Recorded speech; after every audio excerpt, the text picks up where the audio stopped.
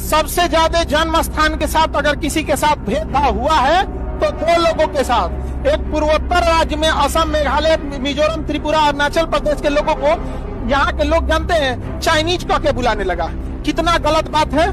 इससे शर्म की बात है कि हिंदुस्तानी के लिए कुछ नहीं हो सकती है कि हम अपने पूर्वोत्तर के भाई बहनों को चाइनीज कह के बुलाने लगे हैं। कितना शर्म की बात। वो कह देंगे ठीक है तुम जा रहे हैं चाइना में, तो छाती पीटेंगे। और अरुणाचल प्रदेश पे दावा करता है, अरे तुम तो पहले अपना उन्हें बनाओ। और दूसरा भेदभाव हुआ है तो बिहारियों के साथ। हालांकि 2019 के बाद ये भेदभाव थोड़ा कम हो गया है। आप देखेंगे महाराष्ट्र वगैरह में ये भेदभाव कम हो गया है। उसके बहुत सारे कारण हैं यहाँ पे, बहुत सारे। यहाँ पे आप लोगों ने एक नाम सुना होगा प्रशांत किशोर, तो उसमें बड़ा योगदान रहा उनका, जन स्वराज वाला प्रशांत को।